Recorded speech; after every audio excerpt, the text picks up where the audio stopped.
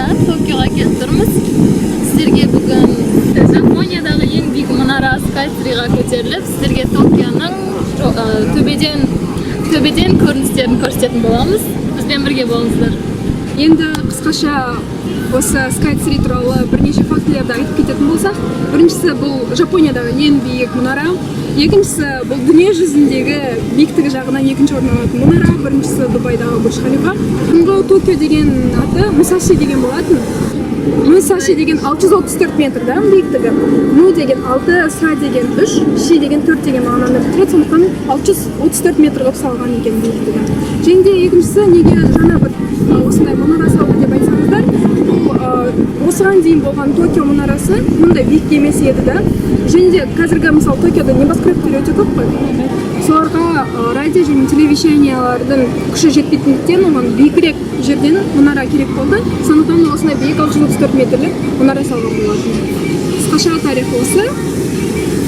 Бұл мұнараның басында аты Токио мұнарасы деп аталған. Халықтың арасында сауалнама жүргізіп, осы мұнараға ең сәйкес келетін ат бұл Sky-Tree, яғни ағылшынша Sky-Tree деген аспан ағашы деген мағынаны береді. Және содан бері осы мұнараны осылай Токио Sky-Tree деп атайды.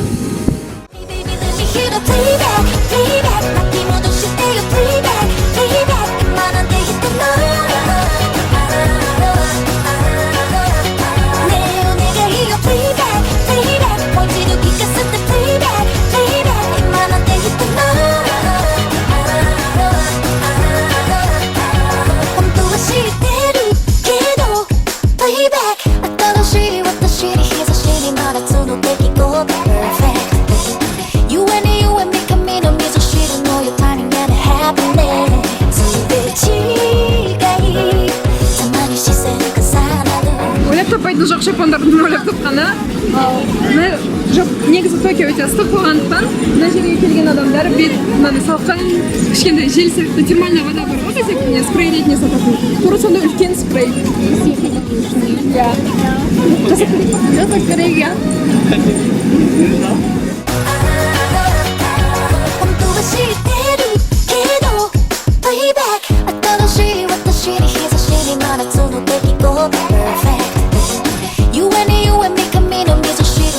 Жапонияда кез келген сауда орталығына кірген кезде сіз осы сауда орталығының картасын көре аласыздар.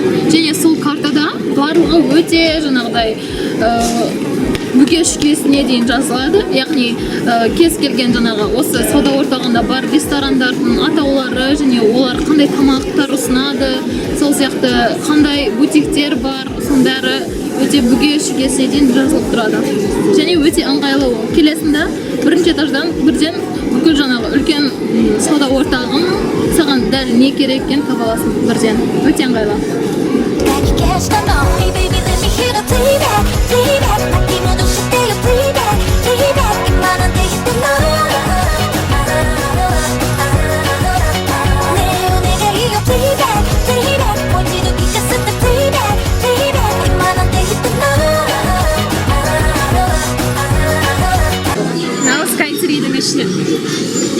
Шоппинг, көп адамдар бұл жаққа шоппинг жасауға келеді. Оңтүстік шығыс Европа. Азия. Оңтүстік шығыс Азияның туристері өте көп. Жалпы бүгін туристер өте көп. Иә, өте көп. Ал біз қазір бірінші тамақ ішетін жерге бара жатырмыз. Қазір мына жерлерді көрсетеміз.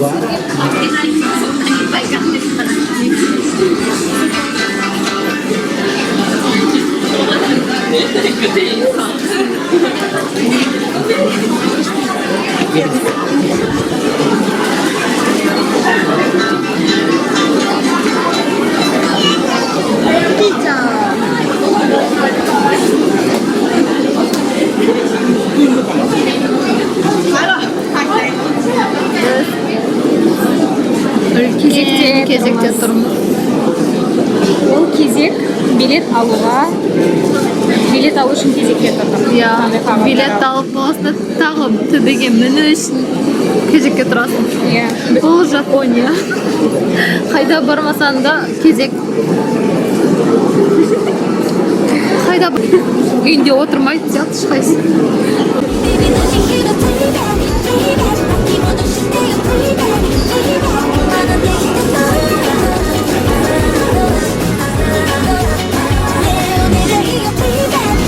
Билет алды. Біз қазір мына мұнараның мына жеріне дейін мінеміз. 350 метр бұл жері. Ал сол жерге мініп болғаннан кейін, ол жақтан тағы да кезекке тұрып, билет алып, мына жерге дейін мінеміз. Бұл жер 450 метр. Бірден төбесіне шығарып жібермейді. Иә. Препятствиялар дейді ғой. Сенсорный дисплеймен Токионың жаңағы көшелерінің жақында тұрады. Яғни өзінің үйінде де көреміз.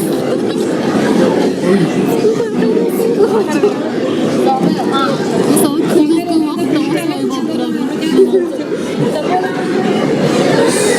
уақытқа ауыстырып, немесе кешке күндіз келсең, кешкі уақытқа ауыстыра аласың деп айтады. Күндізгі уақытқа ауыстырасың.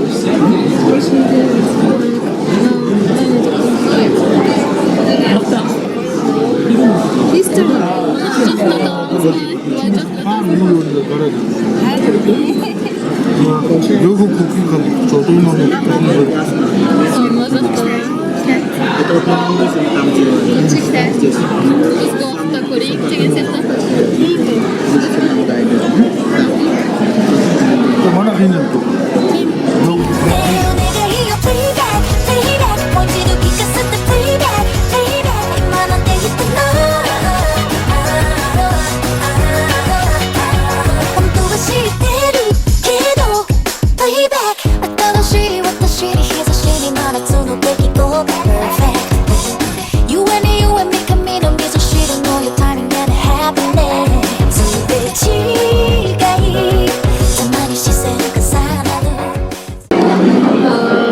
Қазір біз қайтан билет алды.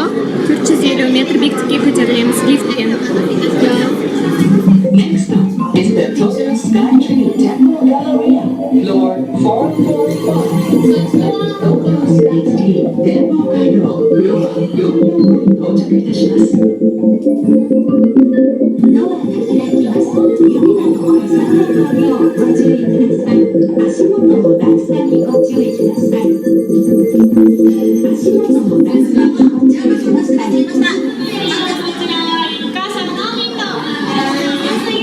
445 метр биіктіктеміз. Медузалар дейді ғой осыны. Қайсыны? Аяғынан жолдар аяқтарын жаяды ғой. Сондықтан медузалар сияқты көрінеді. Жан жаққа жайылып жүр. Жан жақтан жайылып жатқан жолдар. Шықшағы жолдай келмек.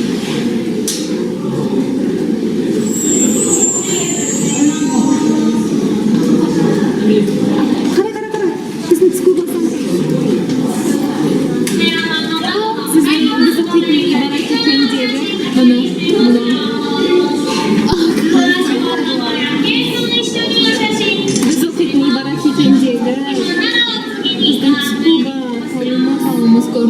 877 метр дейді.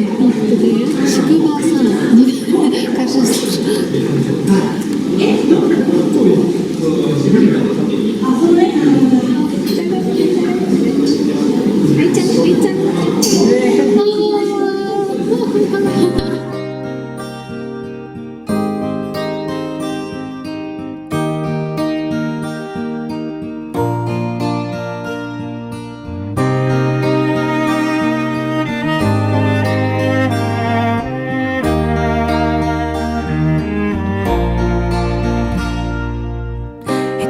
さえ見えない海の底にいるように苦しくて怖くて瞳さえ閉じたまま犯した罪なくしたもの今も消えない白と黒が混ざり合って今にな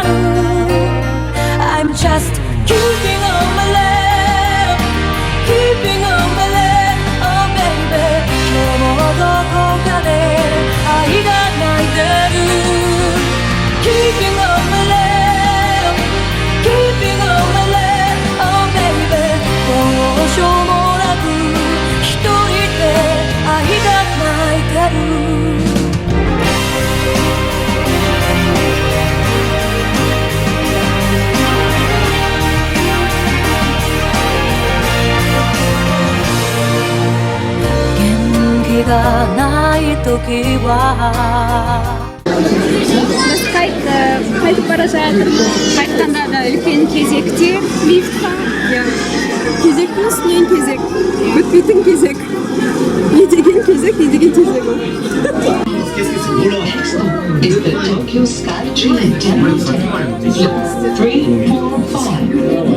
Tokyo SkyTrain 展望デッキ3時頃に到着いたします。ドアが開きます。指などを挟まれないようご注意ください。足元の段差にご注意ください。足元の段差にご注意ください。そんなもんだと